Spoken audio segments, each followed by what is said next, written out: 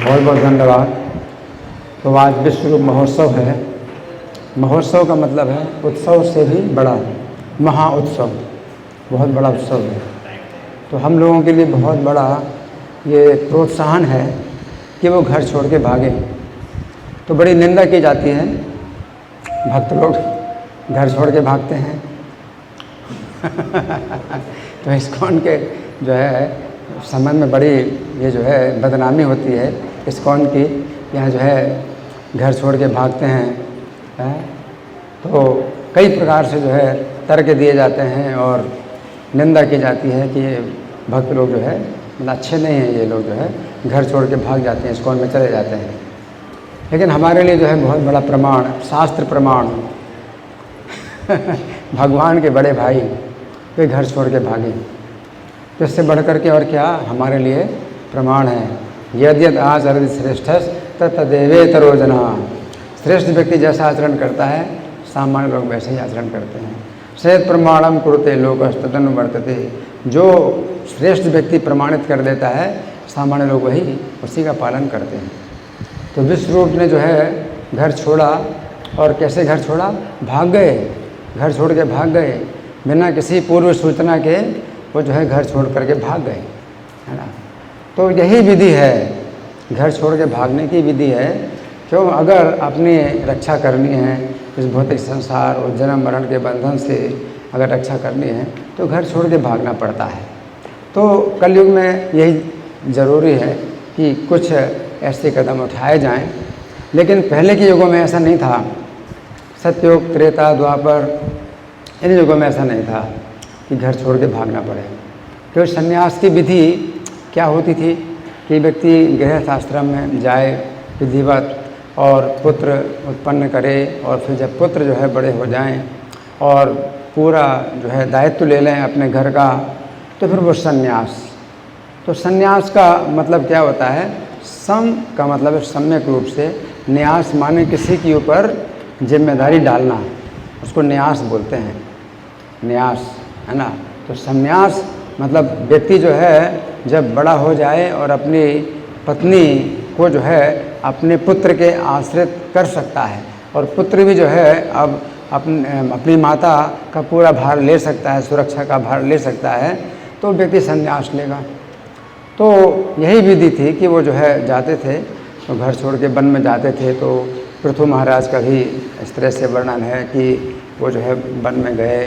तो ऐसे और भी बहुत से राजर्षि हैं जो वन में गए, तो अपना पूरा राज्य है, पूरा राज्य का भार है अपने पुत्र के ऊपर सौंप दिया, सब कुछ जो है मतलब विधि पूर्वक। भरत महाराज भी वन में गए, तो उनका सबका जो है इसी प्रकार से संन्यास है। लेकिन कलयुग में बड़ी समस्या है। कलयुग में अगर इतनी उम्र तक आप इंतजार करेंगे तो जीवन भी जाएगा। कलयुग में कुछ पता ही नहीं कि कब शरीर ही छूट जाए। तो अब ऐसा संभव नहीं है कि व्यक्ति जो है गृहस्थ बने और फिर बच्चे उत्पन्न करे, फिर उन बच्चों का भार अपनी पत्नी के ऊपर छोड़े, है ना। और तो जो है ऐसी स्थिति में क्या है, उसका जीवन ही मतलब ऐसा हो जाएगा बिल्कुल खोखला कि वो कुछ कर ही नहीं पाएगा। तो वो संभव नहीं है। तो कलयुग में तो यही है कि जितनी यथाशीघ्र आप जो है कौमार आचरित प्राज्ञो धर्मान भागवतान, है ना। और जब घर परिवार इस तरह का है कि जो है आप भागवत धर्म का आचरण अपने घर में कर ही नहीं सकते, तो घर वाले जो है करने नहीं देंगे, तो फिर यही ज़रूरी है कि घर छोड़ के भागा जाए। तो विश्व बहुत प्रिय थे माता पिता को, और बहुत ही उनके जो है जान से अधिक प्यारे थे। और ऐसी स्थिति में उनको अनुमति मिलती नहीं, माता पिता की अनुमति मिलती नहीं, तो घर छोड़ के भागे। तो घर छोड़ के भागने का एक जो तरीका है, ये आवश्यक होता है कि अपने घर में जब कोई जो है लड़का होता है, जवान होता है, तो उससे माता पिता बड़ी आशाएं करते हैं, हाँ। और वो नहीं चाहते हैं कि अब जो है भक्ति की लाइन में जाए, है ना। तो उनका एक पक्ष होता है कि भाई हमने तुम्हें पैदा किया और हमने तुम्हें जो है पढ़ाया लिखाया, अब तुम हमें छोड़ करके जाओगे तो तुम्हारी ओर से बहुत बड़ा अन्याय होगा। तो एक ये उनका भी पक्ष है, एक अपनी जगह पर वो ठीक है। लेकिन साथ साथ दूसरा पक्ष है जो बहुत जो है गहरा है।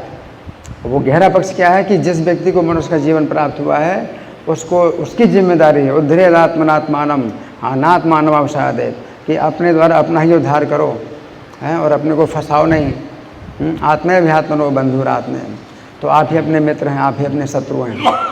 तो आपको जो है स्वयं जो है अपनी रक्षा करनी है, अपने को बचाना है। और अगर आप घर छोड़ के चले गए तो देखने में तो लगता है कि बड़ा जो है अन्याय किया है कि वो जो है घर छोड़ के चला गया और माता पिता को छोड़ के चला गया, या पत्नी को छोड़ के चला गया, या पत्नी ना हो, विवाहित ना हो, तो बड़ा अन्याय लगता है। लेकिन आगे चल कर के क्या होता है, बड़ी रक्षा होती है, घर वालों की बड़ी रक्षा होती है, सब कुछ जो है मतलब हो जाता है। क्योंकि किसी व्यक्ति ने जो है घर छोड़ करके और अगर उसने भगवान की शरण ली है तो उसकी जितनी जिम्मेदारियां हैं वो भगवान पूरी करेंगे, और उनके घर में किसी प्रकार की जो है असुविधा नहीं होगी। भगवान की व्यवस्था से जो है उनका सब जो है अच्छी तरह से काम चलेगा। तो ये भी देखा गया है कि जो भक्त घर छोड़ के चले गए, अपनी जिम्मेदारी छोड़ के चले गए, लेकिन चूँकि वो भगवान की सेवा में लग गए तो उनके घर वालों का जो है फिर बड़ा सम्मान होता है, और इस कारण से भी जो है उनका बड़ा आदर होता है कि भाई इनका लड़का जो है सन्यासी हो गया, या जो है हरे कृष्ण का जो है भक्त बन गया। तो शुरू में जो है वो लगता है, बुरा लगता है, लेकिन फिर वो ये ऐसे ही है जैसे शुरू में जो विष होता है वो बाद में अमृत होता है। यत्तदग्रे विषमे परिणाम अमृतोपमम तत्सुखम सात्विकम प्रोक्तम आत्मबुद्धि प्रसादजम। तो सात्विक सुख यही है जो शुरू में जो है हम विष की तरह लगे और परिणाम में अमृत की तरह लगे।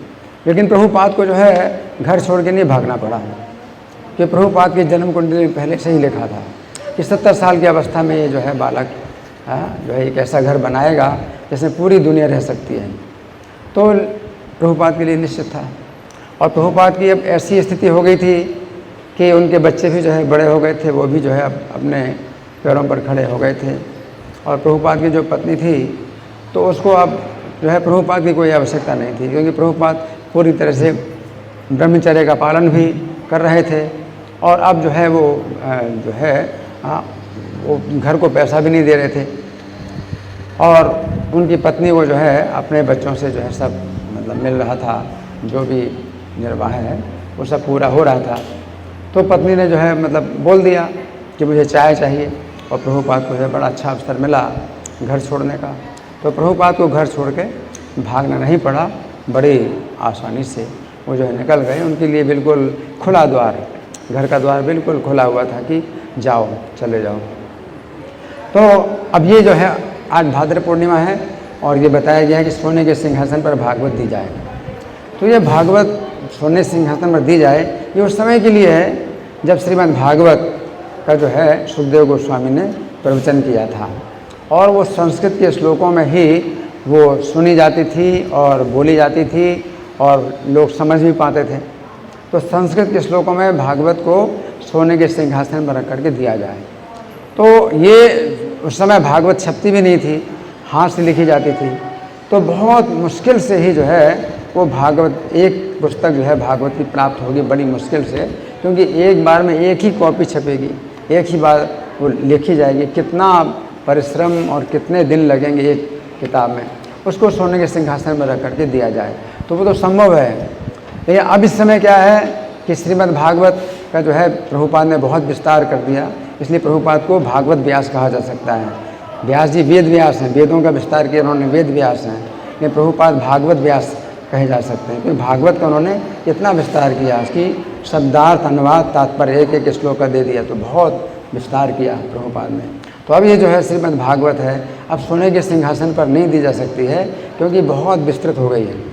इसलिए अब हम जो है भागवत को कागज़ और प्लास्टिक में देते हैं, कागज़ और प्लास्टिक में ही जो है श्रीमद् भागवत देते हैं, लेकिन अधिक से अधिक मात्रा में दी जाए।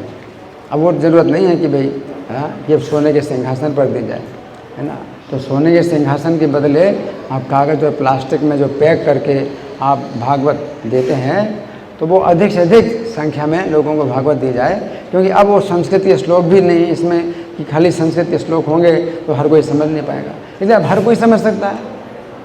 अब तो जो है स्त्री हैं, शूद्र हैं और द्विज बंधु हैं, जितने भी हैं कलयुग में, वो सब समझ सकते हैं, क्योंकि बड़ी सरल भाषा में अंग्रेजी में भी उपलब्ध है, हिंदी में हिंदी में उपलब्ध है, और जितनी भी स्थानीय भाषाएं हैं उन सब भाषाओं में उपलब्ध है श्रीमद् भागवत। इसलिए अब जो विधि है वो ये नहीं है कि सोने के सिंहासन पर रख दी जाए, आप कागज़ में और प्लास्टिक में रख करके दीजिए भागवत, या अधिक से अधिक संख्या में दीजिए और उनकी भाषा में दीजिए जिस भाषा में लोग बोलते हैं, जो भाषा बोलते हैं।